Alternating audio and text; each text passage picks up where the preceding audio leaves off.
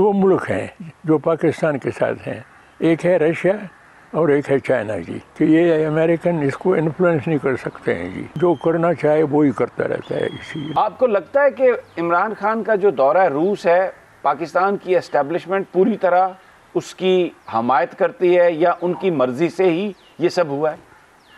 बिल्कुल उनकी मर्जी के साथ हुआ है। ये कहना कि ये अमेरिका इसके पीछे है, ये मैं नहीं मानता जी। इमरान की पार्टी में से कितने लोग जाएंगे अपोजिशन की तरफ, कितनी कीमत इनको देनी पड़ेगी। सब्सक्राइब करें और बेल दबाएं ताकि कोई खबर रह न जाए।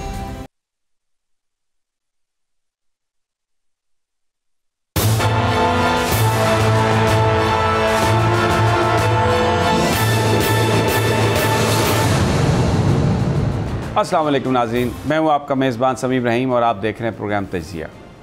आज मैं एक स्पेशल एपिसोड के तौर पर इस प्रोग्राम को लूँगा। चंद हफ्ते कबल हमने एक इंटरव्यू किया था जनाब रोहिदाद खान साहब का और उसमें पाकिस्तान की सियासी सूरत हाल पर बात की थी। लेकिन आज ये इंटरव्यू बहुत रेलेवेंट है, जिसकी वजह से मैं आपको ये दिखाना चाहता हूँ। उसमें जो इमरान खान साहब के ख़िलाफ़ जो अदम एतमाद हुआ, जिस तरह से वो निकले और वो एक मरासला अमेरिका से आया, अमरीकी साजिश का ज़िक्र हुआ, पाकिस्तान के अंदर जो ताकतें हैं जिन्होंने मिल के उन्हें निकाला उनका ज़िक्र हुआ। ये रेलेवेंट इसलिए है कि तब जब हम रोहिदाद खान साहब से बात कर रहे थे तो हमें नहीं पता था कि हालात इस तरह से होंगे, लेकिन उन्होंने बड़ी वजाहत से बताया कि कौन निकाल सकता है, कौन पाकिस्तान के अंदर किरदार हो सकते हैं जो अमेरिका का साथ दें। बहुत ही आज की सूरत हाल के हवाले से ये एक रेलेवेंट इंटरव्यू है। आप इसको देखेंगे तो आपको अंदाज़ा होगा कि पाकिस्तान में जो महल्लाती साजिशें हैं वो कैसे होती हैं और जो बैरूनी ताकतें हैं वो किस तरह पाकिस्तान को कंट्रोल करती हैं और ये सिलसिला कब से शुरू हुआ और जो सिविलियन लीड रोल जिसमें वज़ीर-ए-आज़म जो आवाम का नुमाइंदा है उसको पूरा इख्तियार हो, इसमें बहस की गई है। और इमरान खान साहब जो कहते हैं कि अगर कौम खड़ी ना हुई इस वक्त तो फिर मुस्तकबिल में जो बैरूनी धमकियां हैं या बैरूनी साजिशें हैं उनका कोई वज़ीर-ए-आज़म पाकिस्तान का मुकाबला नहीं कर सकेगा। और पाकिस्तानी अवाम के लिए ज़रूरी है कि वो उठ खड़े हों हकीकी आज़ादियों के लिए, एक रियल टर्म्स में इंडिपेंडेंट पाकिस्तान के लिए। तो ये इंटरव्यू मैंने किया था रोहिदाद खान साहब का। आइए हम सब मिलकर इस इंटरव्यू को देखते हैं। बहुत सारे जो कन्फ्यूजन्स हैं वो इस इंटरव्यू को देखकर आपके दूर होंगे। अस्सलाम वालेकुम नाज़रीन, मैं हूं आपका मेज़बान समी इब्राहिम और आप देख रहे हैं प्रोग्राम तज्ज़िया। आज का भी शो एक स्पेशल शो है क्योंकि मैं यहाँ इस्लामाबाद में एक बहुत ही लेजेंडरी ब्यूरोक्रेट, पॉलिटिशियन और सिविल राइट्स के अलंबरदार, एक्टिविस्ट, उनके घर पर मौजूद हूँ। इनका नाम है रोहिदाद खान और ये नाम कोई नया नाम नहीं है। पाकिस्तान जब बना तब से ये उसकी जो एडमिनिस्ट्रेशन है बहुत जल्द उसमें ये शामिल हुए और फिर बहुत अरसे तक 90 की दहाई तक एक एक्टिव इन्होंने रोल प्ले किया। उसके बाद भी इनका रोल है। फिर ये सिविल सोसाइटी की जो एक्टिविज़म है उसमें चले गए और बहुत ही जो ह्यूमन राइट्स के इश्यूज़ हैं, जो फंडामेंटल इश्यूज़ हैं, जिसमें अच्छी गवर्नमेंट लाने के लिए अच्छे सियासतदानों की हमायत की ज़रूरत है, इसमें वो हमेशा पेश रहे। तो आज हम इनके पास हैं और इन्होंने क्योंकि सब कुछ देखा और इस वक्त जो पाकिस्तान के चैलेंजेस हैं जानने की कोशिश करेंगे इनसे कि अभी जो कुछ हो रहा है उसमें ये क्या समझते हैं कि हम किस तरफ जा रहे हैं, और फिर कुछ माजी के वो वाक़यात जिनकी तफसीलात बहुत सारी चीज़ें अभी तक पाकिस्तान के लोगों को मालूम नहीं है।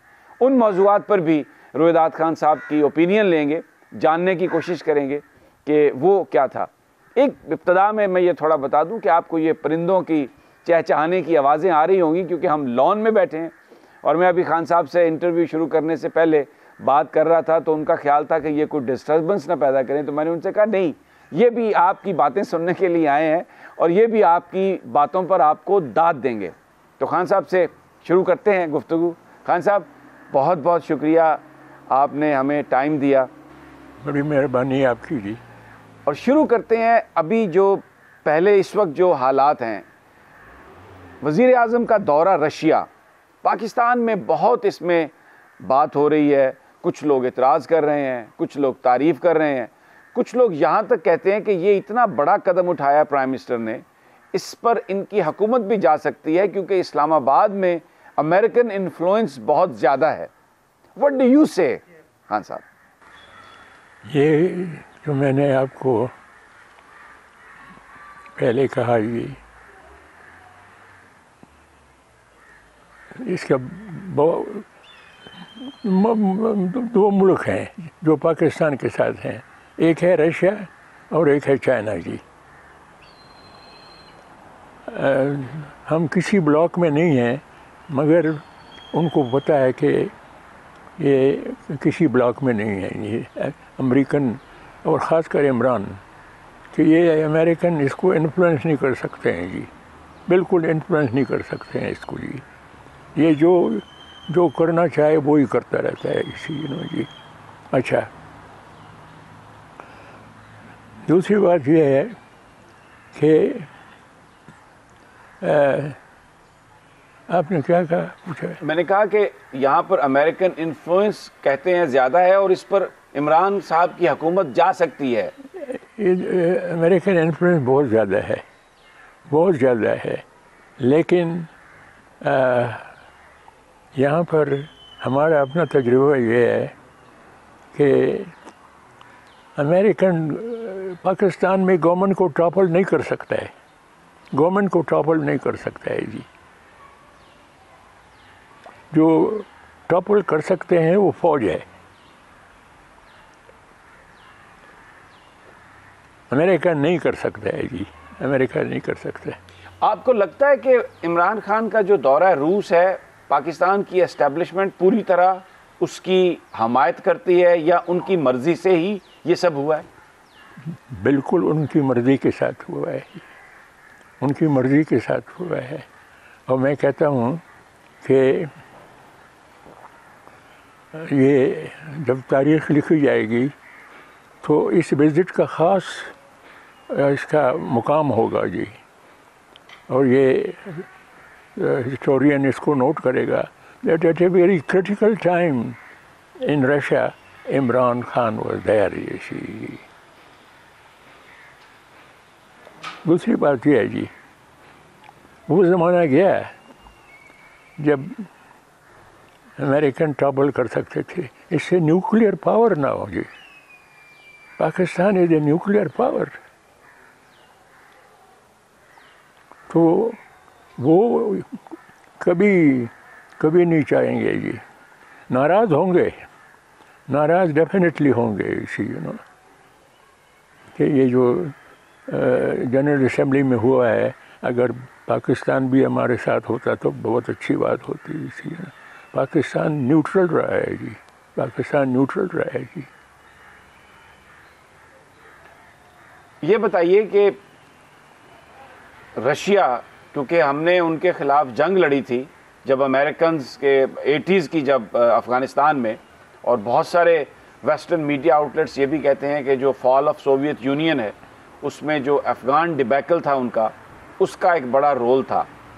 تو جب اوکرائن پر جا رہے تھے, رشین حملہ کرنے جا رہے تھے, عمران خان کی وہاں پر موجودگی, تو وہ جو ایک خلیج تھی رشین لوگوں اور پاکستان کے بیچ میں, وہ تو خاصی حد تک کم ہوئی ہوگی. میں بہت اچھی بات کہی ہے آپ نے. بہت دیکھیں نا جی, وہ دور کی بات ہے جی.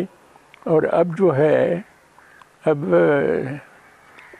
کوئی اندازہ نہیں لگا سکتا تھا کہ Imran will be in Kremlin talking to the Russian president جی. تو یہ میرا جو خطرہ ہے, اپنوں سے خطرہ ہے, اپنوں سے خطرہ ہے جی. لیکن اگر اسٹیبلشمنٹ کی مرضی سے یہ دورہ ہوا ہے اور ٹاپل وہی کر سکتے ہیں یا کروا سکتے ہیں, تو پھر اور کون سے اپنے ہوں گے جن سے خطرہ ہو سکتا ہے؟ ہاں, یہ مشکلات پیدا کر سکتے ہیں عمران کے لیے, مشکلات پیدا کر سکتے ہیں جی. دیکھیں نا, ابھی ہمارے اوپر ابھی تک تو سینکشن نہیں لگائے, لیکن سینکشن لگائیں گے. میرا خیال ہے کہ کم از کم پاکستان کے فیور میں اب یہ کوئی قدم نہیں اٹھائیں گے امریکن، سینکشن نہیں لگائیں گے جی۔ سینکشن کی وجہ سے یہاں پر کیوس بن جائے گا جی، اور کیوس وہ ابھی افورڈ نہیں کر سکتے، وہ نہیں افورڈ کر سکتے ہیں جی، امریکن افورڈ نہیں کر سکتے ہیں۔ آپ کو کیا لگتا ہے یہ جو عدم اعتماد کی تحریک عمران کے خلاف لانے کی بات کی جا رہی ہے، اس کے پیچھے کون ہوگا؟ اپوزیشن یہ تاثر دیتی ہے کہ اسٹیبلشمنٹ ہمارے ساتھ ہے، ڈو یو ایگری؟ سمیع صاحب وہ بہت ہی بیوقوف لوگ جو ہیں وہ اس کے پیچھے ہیں جی۔ یہ کہنا کہ یہ امریکہ اس کے پیچھے ہے یہ میں نہیں مانتا جی۔ امریکہ کے انٹرسٹ میں یہ نہیں ہے کہ یہاں پر بڑی سخت بدامنی پیدا ہو جائے، پھر وہ بھی کنٹرول نہیں کر سکیں گے جی، اور وہ بھی جائے گا افغانستان کی طرح، رشیا کی طرف جائے گا اگر یہاں بدامنی شروع ہو گئی جی۔ تو یہ بیوقوف لوگ ہیں، یہ سیاستدان جو ہیں، ان کی اپنی یہ خواہش ہے جو اس وقت کرپشن کے مقدمات میں پھنسے ہوئے ہیں۔ آپ تو خیر بہت کچھ جانتے ہیں جو میں نہیں جانتا، مگر آپ دیکھیں نا، کسی کو پتہ نہیں ہے کہ عمران کی پارٹی میں سے کتنے لوگ جائیں گے اپوزیشن کی طرف، کسی کو پتہ نہیں ہے کہ یہ جو چودھری شجاعت ہے اور اس کا بھائی ہے پرویز الہی صاحب، یہ کس طرف جا رہے ہیں؟ عمران کی طرف جا رہے ہیں یا کسی اور طرف کی طرف جا رہے ہیں جی؟ اور کتنی قیمت ان کو دینی پڑے گی، کتنی قیمت ان کو دینی پڑے گی جی، کتنی قیمت یہ مانگ رہے ہیں جی۔ یہ پاکستان کی بڑی سخت بدقسمتی ہے جی۔ یہ کیا لیڈرشپ ہے جی، یہ کیا لیڈرشپ ہے؟ شروع کہاں سے ہوا تھا؟ محمد علی جناح سے آ کر کے اب میں کہتا ہوں آپ کو، یہ عمران، اس کا اور کوئی ایجنڈا نہیں ہے وہاں سوائے پاکستان کے۔ I have no doubt in my mind جی، میں نے تو اس کو بہت دیکھا ہے جی۔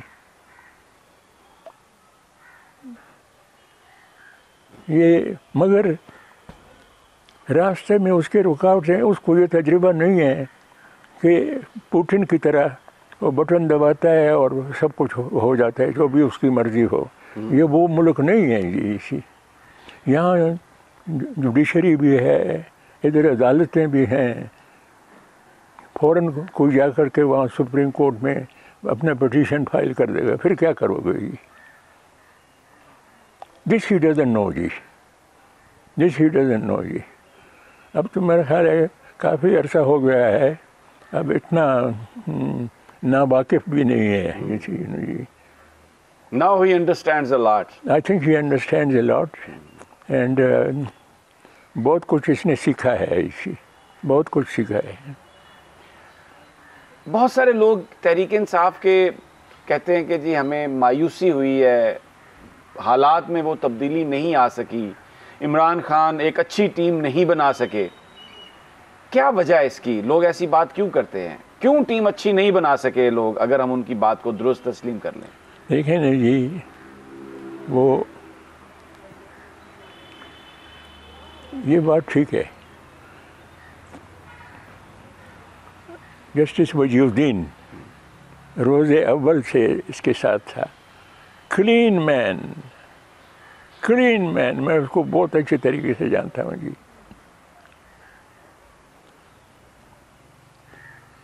پنجاب میں جو میں نام بھول گیا ہوں، جنہوں نے پارٹی کا کانسٹیٹیوشن بنایا تھا جی، اچھا، اس کی چھٹی کرا دی۔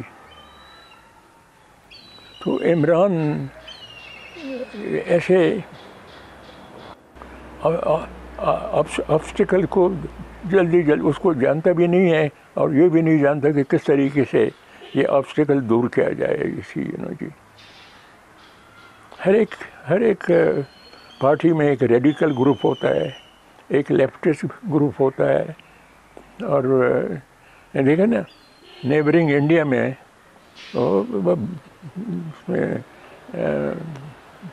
بنگال میں اور قسم کی مودی کے خلاف گورنمنٹ آ گئی ہے. یہ تو اس کو عمران کو یہ سمجھنا چاہیے جی, یہ سمجھنا چاہیے اور ان کو اکاموڈیٹ کرنا چاہیے جی. آپ کو لگتا ہے کہ امپورٹنٹ ایشوز پر اسٹیبلشمنٹ کے ساتھ عمران خان صاحب ایک پیج پر ہیں, ایک پیج پر ہوں گے آگے بھی چل کر, یا کوئی بیچ میں معاملہ آپ سمجھتے ہیں کہ؟ میرا خیال ہے کہ دیکھیں وہ کہتے ہیں جی power flows from the barrel of the gun جی, power flows from the barrel of the gun جی. عمران یہ خوب سمجھتا ہے جی, بہت خوب سمجھتا ہے جی. اور میں آپ کو ایک اور بات بتاؤں جی, اگر عمران ادھر بیٹھا ہوا ہے, پرائم منسٹر ہے, ادھر آرمی چیف ہے, اگر ان کی سوچ ایک ہے اور ان کی تھنکنگ ایک ہے جیسی ہے اور میجر ایشوز کے اوپر یہ سیم, تو اس میں کیا خرابی ہے جی, اس میں کیا خرابی ہے؟ مجھے تو نظر نہیں آتی جی. آپ نے بڑی خوبصورت بات کی ہے کہ power flows from the barrel of the gun. تو کیا آپ سجیسٹ کریں گے, کیا ایڈوائز کریں گے وزیر اعظم کو اسٹیبلشمنٹ کے ساتھ تعلقات کے حوالے سے آج کے دور میں؟ میرا خیال ہے یہ اب عمران اور آرمی چیف اگر یہ ایک پیج پر نہ ہوتے تو عمران کہیں اور ہوتا ہے, عمران کہیں اور ہوتا ہے جی. So you believe they are on the same page? I do believe G, I do believe جی. کیا پریڈکٹ کریں گے آپ اگر 6 مہینے کے بعد یا 1 سال کے بعد الیکشن ہو, keeping in mind the current issues, مہنگائی اور میڈیا کا role, Imran Khan will be able to stage a comeback? Question mark. If I were in Imran position, میں یہ الیکشن بہت کرٹیکل ٹائم کے اوپر یہ الیکشن آ رہا ہے جی.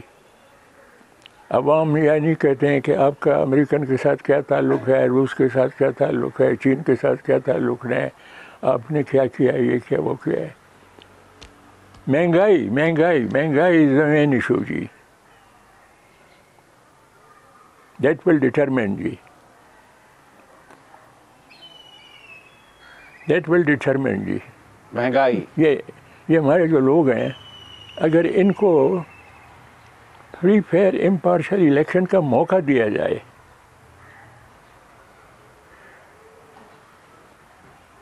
تو یہ بہت کچھ کر سکتے ہیں جی, بہت کچھ کر سکتے ہیں. پاکستان کی جو ڈیسٹینی ہے اس کو چینج کر سکتے ہیں جی. فری فیئر امپارشل الیکشن جی. کبھی ہوئے ہیں ماضی میں پچھلے 70 سال میں؟ میں بتاؤں جی آپ کو,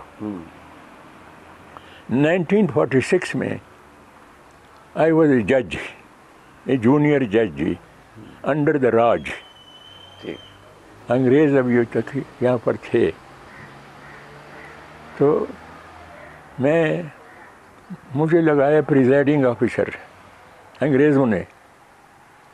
چیف الیکشن کمشنر بھی انگریز تھا. تو وہ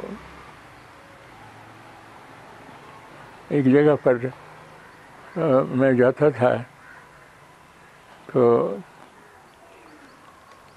جو احاطہ ہوتا تھا، احاطہ باؤنڈریز آف دی الیکشن، جیسے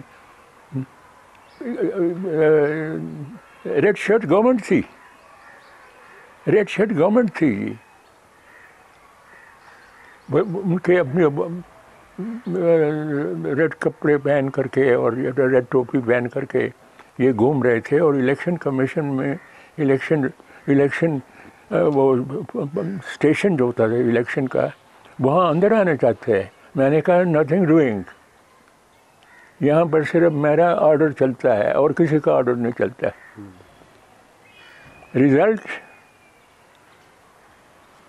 ریڈ شرٹ گورنمنٹ بن گئی فرنٹیئر میں جی، اس سے پہلے اچھا۔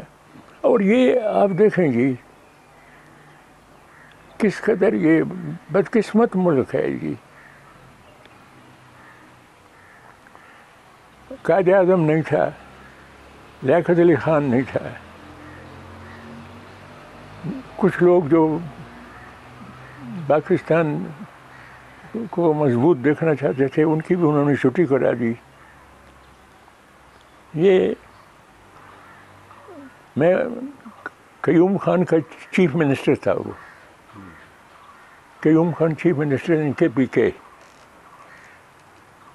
یہ سنیں، وہ ہر ایک ڈپٹی کمشنر شام کو اس کے سیکرٹری کو ٹیلی فون کرتے تھے، خان میری کارروائی سے خوش ہے یا ناخوش ہے۔ رگڈ الیکشن کا یہ جو شروع ہوا ہے اس زمانے سے، فرسٹ الیکشن آفٹر پاکستان۔ اور جیسے میں نے آپ کو کہا the first election before the British left, وہ کیسے وہ ویلیوز چھوڑ کے گئے ہیں جی سینا جی۔ اچھا، وہ کہتا ہے قیوم خان، وہ ڈراتا تھا سینٹرل گورنمنٹ کو کہ اگر فری فیئر امپارشل الیکشن کرنا چاہتے ہو تو پھر تیار ہو جاؤ پختونستان کے لیے۔ اچھا، وہ یہ کہتا تھا۔ تو یہ جو سارے نعرے لگائے جاتے ہیں کہ وہ توڑ دیں گے، یہ کر دیں گے، یہ صرف اسی لیے ہیں کہ فری فیئر الیکشنز نہ ہوں؟ میرا خیال ہے فری فیئر الیکشن اگر نہ ہوں تو پھر ٹوٹیلیٹیرین گورنمنٹ آ جائے گی، ٹوٹیلیٹیرین گورنمنٹ آ جائے گی، پھر یہ تو رشیا بن جائے گا۔ وہ تو پوٹن صاحب جو ہے وہ تو کسی سے پوچھتا نہیں ہے، جو چاہے وہ کرتا ہے، جو چاہے وہ کرتا ہے۔ رویداد خان صاحب ہمارے ساتھ ہیں، اور یہاں پر ہم پاکستان کی جو کرنٹ سیاست ہے اس پر ہم نے بات کی ہے، تھوڑا انہوں نے ماضی کی جو باتیں ہیں وہ بھی شیئر کی ہیں، لیکن یہاں پر ہم ایک بریک لیتے ہیں اور جب واپس آتے ہیں تو بڑے واقعات ہیں پاکستان کی ہسٹری میں، لیکن ان کے جوابات ہمیں نہیں مل سکے کہ وہ واقعات کیوں ہوئے، وہ ہم رویداد خان صاحب سے جاننے کی کوشش کریں گے۔ ہمارے ساتھ ہی رہیے، ایک چھوٹا سا وقت۔ Quaid Azam came down very hard on him. It is for the civilian government to decide.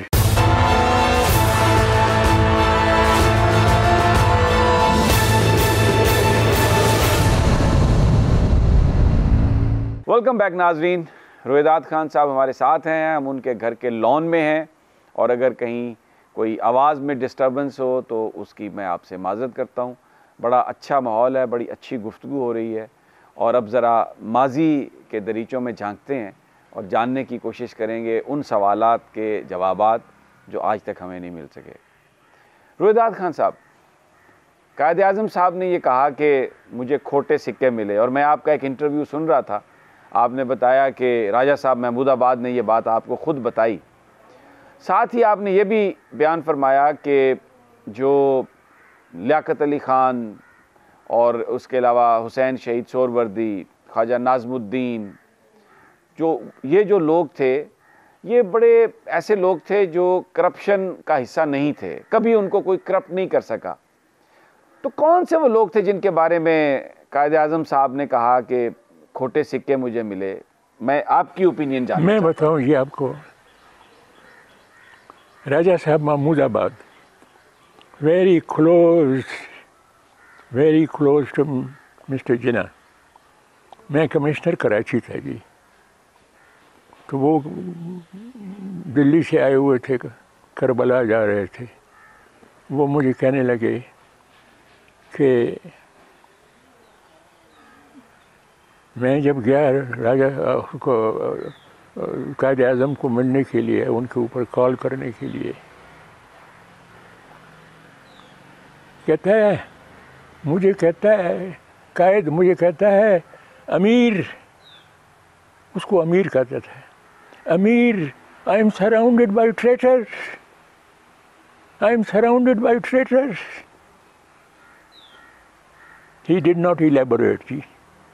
Okay. He did not elaborate. Traitor is a very, very Strong word. strong word. Very strong word. Very strong word. اور یہ جب قائد موجود تھا، میں بتاؤں آپ کو جی، میں آپ کو بتاؤں، قائد دلی میں اس نے چند آرمی آفیسر اور ایئر فورس آفیسر وغیرہ کو بلایا ہے ان سے بات چیت کرنے کے لیے. ایک صاحب جن کا تعلق فرنٹیئر سے ہے وہ کھڑا ہو گیا جی، کہتا ہے آپ تو کہتے تھے یہ کیسا پاکستان ہے، یہ تو انگریزوں کے جانے کے بعد انگریز تو نہیں گئے، وہ ہمارا ہیڈ بھی انگریز ہے، ایئر فورس کا بھی ہیڈ انگریز ہے، یہ کیسا پاکستان ہے جی. Quaid Azam came down very hard on him. It is for the civilian government to decide. یہ باتیں جو آپ کر رہے ہیں کہ کون کس کو ہیڈ کرے گا کس انسٹیٹیوشن کو، it is not for you to decide. It is not for you to decide. You have to carry out the orders of the civilian government. جی. تو اس کا مطلب ہے کہ جو سوال آج ہے کہ اس کنٹری کو لیڈ کون کرے گا، سیولین لیڈ رول کی جو آج بات کی جاتی ہے، اس وقت بھی یہی جھگڑا تھا قائد کے ساتھ. اس کے اوپر اچھا، اس کے بعد ایک دن میں کہتا ہوں، میں نے تو نوٹ کیا یہ بات جی، قائد کوٹا گیا ہے، بیمار آدمی، یہ اسٹاف کالج میں تقریر کرنے کے لیے. تقریر کرنے سے پہلے قائد نے ایک خط نکالا اپنی جیب سے، کہتا ہے I hear some very disturbing reports. I hear some disturbing reports. Some of you are making disturbing reports. اور قائد نے کہا یہ سویلین گورنمنٹ کا کام ہے، آپ کا کام نہیں ہے، آپ کا کام نہیں ہے، آپ نے قسم کھائی ہوئی ہے. You have taken an oath. جی. قائد کو یہ خدشہ تھا جی، یہ ڈر تھا ان کو، مگر ٹائم ان کے پاس بہت تھوڑا تھا جی. بڑی عجیب بات ہے، گورنر جنرل کی ایمبولینس خراب ہو جائے، کوئی لینے نہ آئے، دھوپ میں گرمی میں وہ 1 گھنٹہ وہاں پر رہیں، تو یہ پھر یہی وجوہات تھی جو اس وقت قائد کہتے تھے کہ دس از دا سیولینس ٹو ڈیسائیڈ کہ کون کیا کرے گا. انہی باتوں کی وجہ سے ان کو اس طرح سے چھوڑ دیا گیا. سمیع صاحب، ان میں فاطمہ جناح اور بیگم لیاقت، ان کا بڑا رول تھا جی.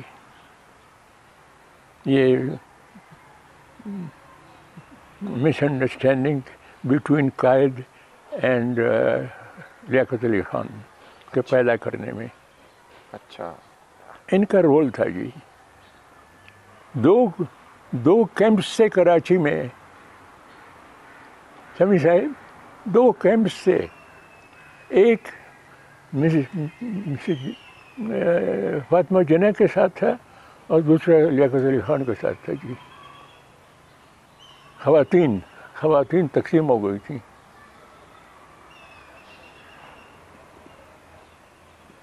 معاملات خراب ان کی وجہ سے ہوئے؟ معاملہ انہوں نے کنٹریبیوٹ کیا ہے جی، Misunderstanding. انہوں نے کنٹریبیوٹ کیا ہے جی۔ لیاقت علی خان کو اسیسینیٹ آپ کیا سمجھتے ہیں کون سی قوتوں نے کیا؟ میں کہتا ہوں جی لیاقت علی خان کو پرائم منسٹر تو بنایا قائد نے، وہ یہ کراچی آ گئے تو اس کی تو کوئی کنسٹیچوئنسی نہیں تھی، کوئی کنسٹیچوئنسی نہیں تھی اس کی، بنگال میں کسی کنسٹیچوئنسی میں جا کر وہاں سے الیکٹ ہو گئی تھی جی۔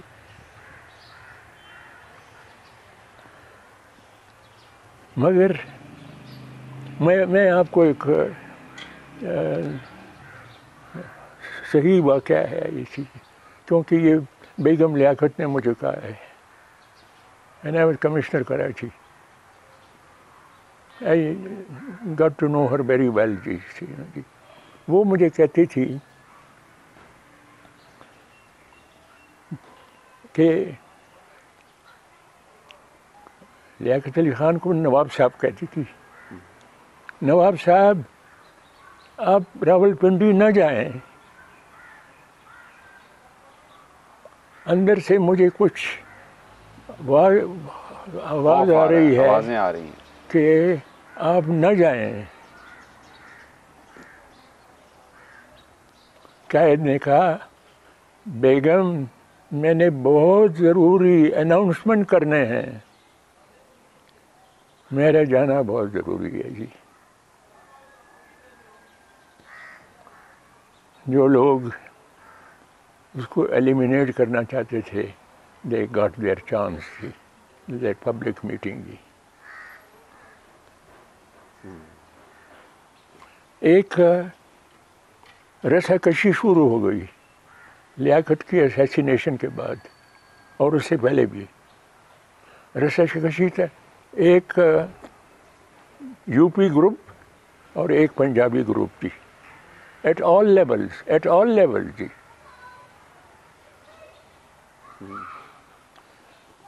پہلے قائد کے گردا گرد جو لوگ تھے وہ یو پی والے تھے، انکلوڈنگ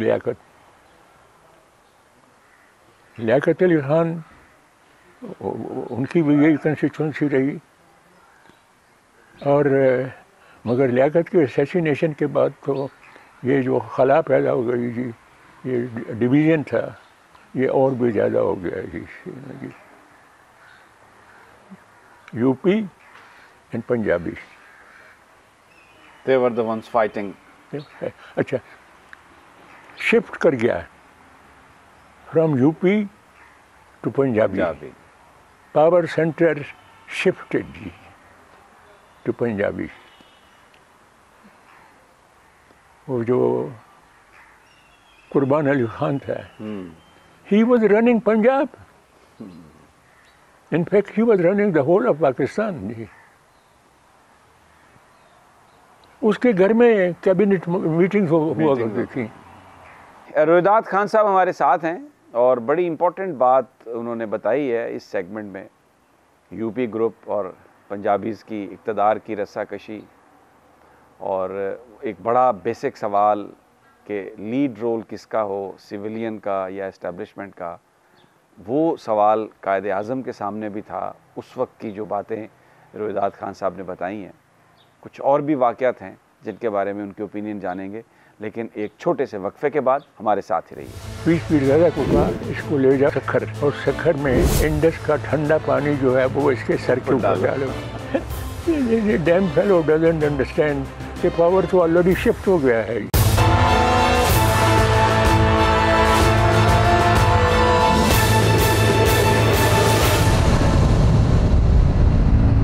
ویلکم بیک ناظرین، اب یہ پروگرام کا ہمارا آخری حصہ ہے اور رویداد خان سے ہم اور بھی مزید ہسٹوریکل جو ایونٹ ہیں پاکستان کے، ان کے بارے میں گفتگو کریں گے۔ خان صاحب، آپ بہت کلوز رہے ضیاء الحق صاحب کے ساتھ، پھر ان کا جہاز کریش ہو گیا، اس کی کبھی کوئی انویسٹیگیشن کی حتمی رپورٹ سامنے نہیں آ سکی، فکس نہیں کیا جا سکا کہ یہ واقعہ سانحہ کیسے ہوا۔ میں آپ کی پرسنل اوپینین جاننا چاہتا ہوں، کیونکہ آپ کو سب پتہ تھا اس وقت کہ کون کون سی طاقتیں کیا چاہتی ہیں. کیا خیال ہے آپ کا کہ کون سی طاقت پر آپ سمجھتے ہیں کہ بلیم زیادہ ڈالا جا سکتا ہے اس واقعے کی ذمہ داری کا؟ امریکن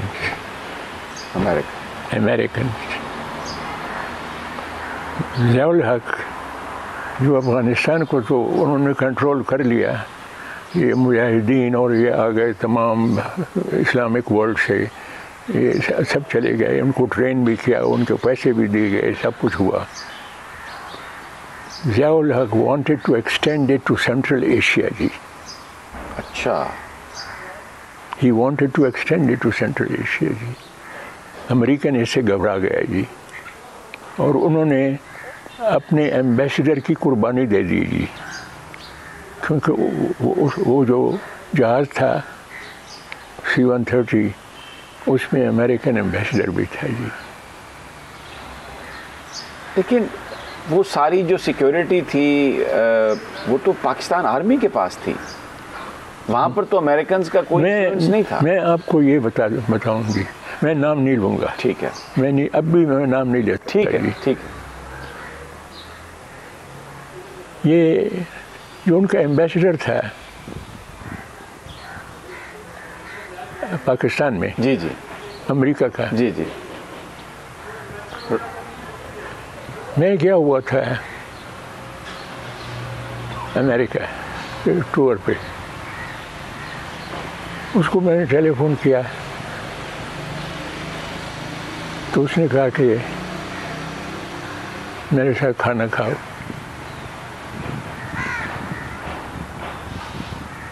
اس نے مجھے کہا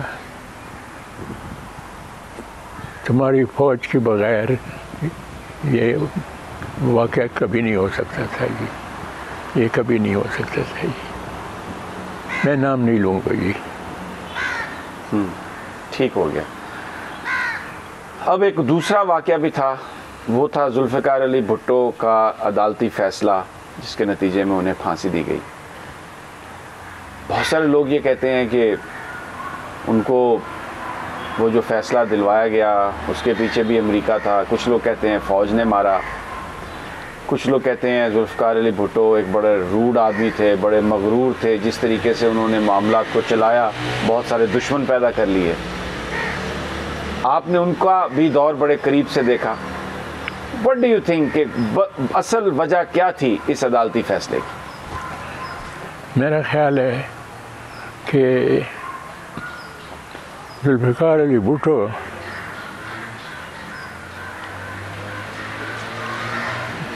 آئیڈیل آدمی تھا پاکستان کے اوپر حکومت کرنے کے لیے.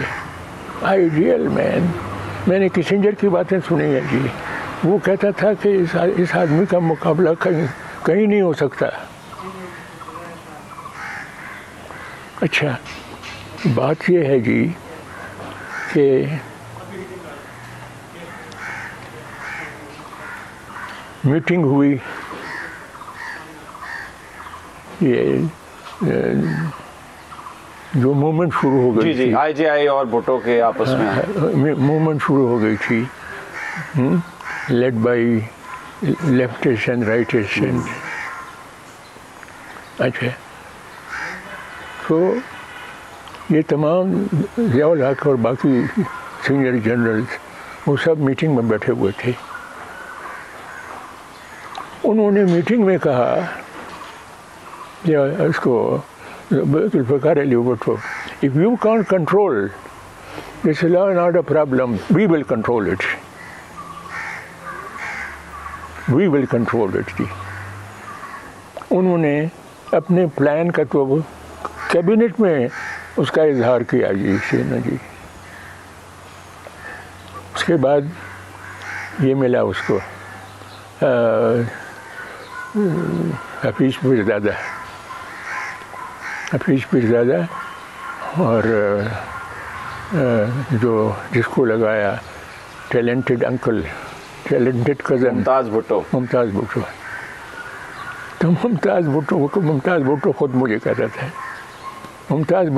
تھا کہ ذوالفقار علی بھٹو نے مجھے کہا کہ یہ حفیظ پیرزادہ کہتا ہے کہ نہیں جی ہم نے بالکل موومنٹ اب انڈر کنٹرول ہے اور یہ ہے اور وہ ہے.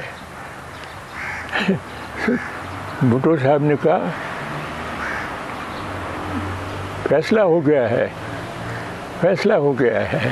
اور اس نے کہا ہمارے خلاف فیصلہ ہو گیا ہے کہ اس کو ہم کنٹرول نہیں کر سکتے جی. تو وہ حفیظ پیرزادہ کو کہا کہ یہ جو اس کو لے جاؤ سکھر، اور سکھر میں انڈس کا ٹھنڈا پانی جو ہے وہ اس کے سر کے اوپر ڈالو. ڈیم فیلو ڈزنٹ انڈرسٹینڈ کہ پاور تو آلریڈی شفٹ ہو گیا ہے جی. پھانسی کیوں دی گئی؟ اقتدار تو فوج کے پاس تھا، بھٹو واز ان جیل، مارا کیوں گیا؟ میں بتاؤں نا جی آپ کو، جی بھٹو صاحب نے ایف ایس ایف، بھٹو صاحب کی پھانسی کے بعد مجھے لگا دیا ہے، بلکہ اس سے پہلے بھی مجھے لگا دیا ہے سیکرٹری انٹیریئر جی. مگر اس کے اوپر لمیٹیشن لگا دی کہ روزہ خان سیکرٹری انٹیریئر امپارٹنٹ باتوں میں شامل نہیں ہوگا. اچھا. اور جو انویسٹیگیٹ کر رہا تھا ایف آئی اے کا، اس کو کہا کہ اس کے تھرو نہیں جاؤ گے، سیدھا جنرل عارف کے پاس جاؤ. ٹھیک ہے، جنرل کے ایم عارف. میرا خیال ہے جی کہ اس کے اوپر ضیاء کے اوپر بھی پریشر بہت تھا اپنے ساتھیوں کی طرف سے. یہ مجھے کہتا ہے ایک جرنیل وہ مونچھوں والا فیض علی چشتی، ہاں چشتی، چشتی کہتا ہے مجھے کہ یہ تو ٹیک اوور نہیں کر سکتا تھا، ہم نے پیچھے سے اس کو دبا کہا ہے تم نہیں کر سکتے تو ہم کسی اور آدمی کو ڈھونڈ لیں گے جی. فوج میں it was then too late, it was too late. اور فوج میں بھی بڑے یہ ہو گیا کہ ملک تباہ ہو رہا ہے اور ہم ٹھیک کر سکتے ہیں اس کو، ہم اس کو ٹھیک کر سکتے ہیں جی. ریپیٹڈلی فوج اقتدار میں آئی ہے لیکن ملک ٹھیک تو نہیں ہو وہی سکتا. میں آپ کو کہہ رہا ہوں نا جی. مگر وہ میں آپ کو یہ کہنے کوشش کرتا ہوں، پاکستان اس بدقسمت ہی، اس کو دیکھیں آپ جی،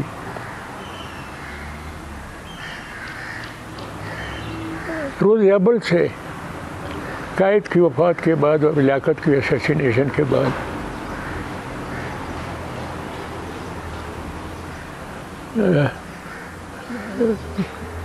پرائم منسٹر تھا ایک بنگالی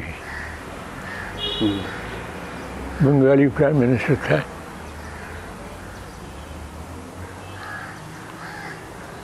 گورنر یہ غلام محمد گورنر جنرل بن گیا تھا.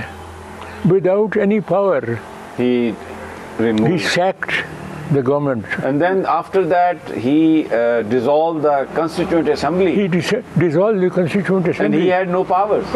And he had no power. And Supreme Court validated, whereas the Sindh High Court rejected all these things. Zindabad Sindh High Court. Yes. Zindabad High Court. باتیں تو بہت ہیں، بہت کچھ ہے رویداد خان صاحب کے ساتھ گفتگو کرنے کے لیے، لیکن معافی چاہتا ہوں ٹائم ہمارے پاس شو کا ختم ہو رہا ہے. انشاءاللہ موقع ملا، زندگی رہی تو پھر کبھی دوبارہ خان صاحب کے پاس حاضر ہوں گے اور ان کی جو چیزیں ہیں وہ جاننے کی کوشش کریں گے کہ کیا انہوں نے دیکھا. ویسے انہوں نے 3 کتابیں بھی لکھی ہیں، بہت تفصیل سے چیزیں انہوں نے اس میں بیان کی ہیں. مجھے اجازت دیجیے، انشاءاللہ کل پھر ملاقات ہوگی تجزیہ میں. اللہ نگہبان.